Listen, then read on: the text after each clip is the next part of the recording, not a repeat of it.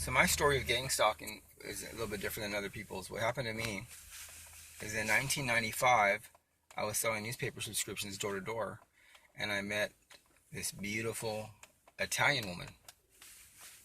I'll put it that way. I asked her out on a date. I was 25, she was 35. Her birthday, this is how creepy this stuff gets. Her birthday was 666. She was born 6660. 6660. Okay, whatever. This has nothing to do with just her in particular. I mean, this is what it turns out later on. Years later, we broke up in 98. We were off and on, off and on. 98 was the final breakup. And I wrote her a happy birthday letter years later, 2009. We met up and became friends again. Just friends, basically. And 2011, I was filming us. We had met each other by Seaport Village, San Diego. I filmed us by Anthony's restaurant by the harbor, and I videotaped us. And a few months later, I saw some anomaly on her face. So I asked her about it, and she just wouldn't answer. And I asked her about it, she wouldn't answer. It was just getting weird. It was getting creepy. And then I realized she reminded me of a few other people that I had met after our relationship. Someone I worked for. It was almost like they were brother and sister. It was just people in general. Turns out, I upload a video to YouTube. Next thing I know, people are trying to kill me. I put it under Reptilian hybrid video. People are trying to kill me. At a red light, a military guy tries to open my car door. 911 hangs up on me 3 times. Mercy Hospital for asthma attack. Doctor puts poison in my IV. I almost die. Then in January, February of 2017, and this all happens in 2016, November, December, and 2017, early January, February, March, April. In February 2017, I noticed some strange rice material in my apartment, and I put shipping tape around, and it got stuck in the shipping tape. I put more shipping tape down, it got stuck in more shipping tape. No fans were blowing or anything. This stuff had to be moving to get stuck in the shipping tape. It had to be moving. The shipping tape wasn't moving.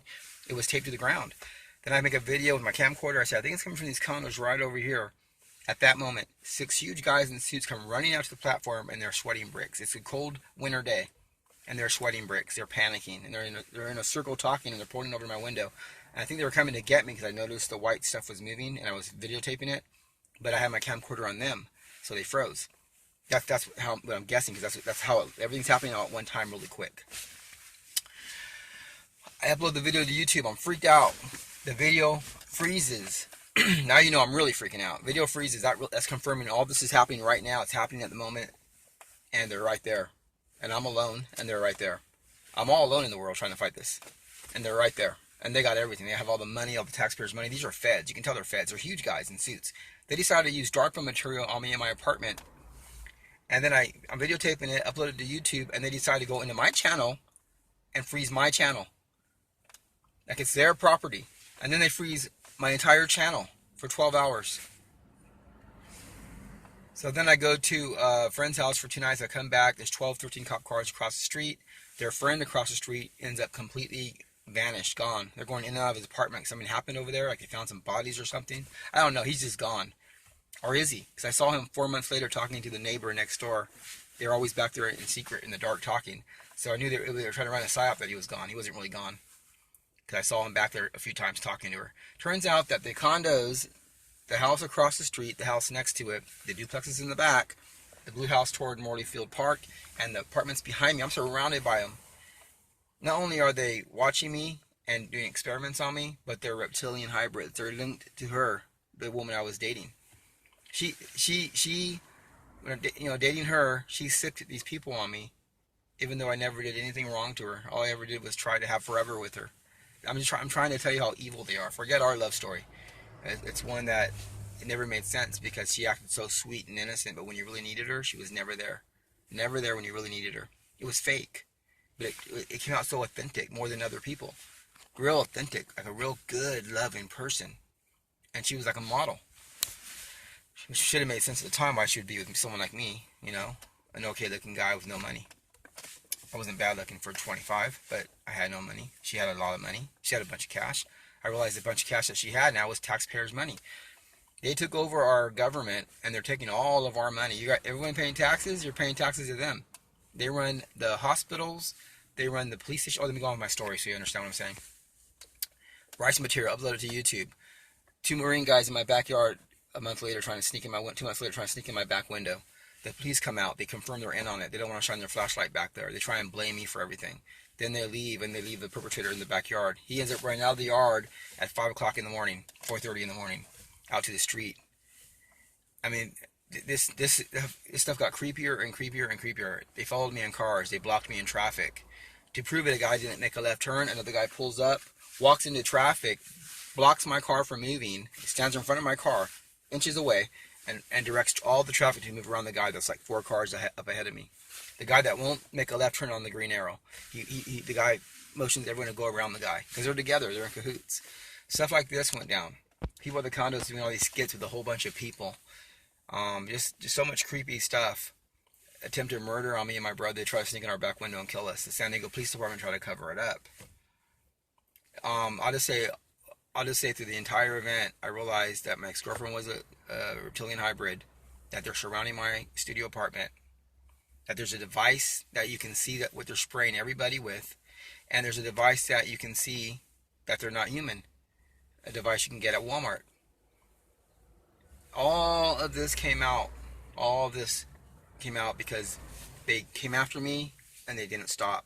And every time they came after me, another secret would be revealed. They were just piling up information for me to gather and then go around and make a safety net and then move it to the church. So I want to make the story really, really simple. I dated someone. Turned out she was a reptilian hybrid, anomaly on her face. People were moving around me for the last 20 years. I didn't even know they were surrounding me, watching me, spying on me. They're a part of her. They're all together, all in on it. But it all came out that God was guiding me, protecting me, and setting them up for booby traps. And they were like, they told me basically, yeah, there's reptilian people. They're real. Your girlfriend was one of them. We're living around you. What houses we live in. We have rice material, DARPA material, high tech in your apartment. We're spraying everyone with this. Here's how you see it. Here's how you see reptilian people. And for anyone to think that this wasn't God has got to be out of their mind. Because there's no way a human being could have survived this. Here we are a year and a half in. I only survived it because of God. And God revealed everything to me. And I'm talking about Jesus Christ, God. I'm talking about Jesus Christ being the Savior. Now, this is what's going on in San Diego as we speak. And when everything was happening toward the end, a year ago, I told them that God is the one that provided the information. Why do you guys keep coming against me? He always reveals your plan. When I played the video back, you could hear a guy in the background on a computer voice going, send, while I'm talking.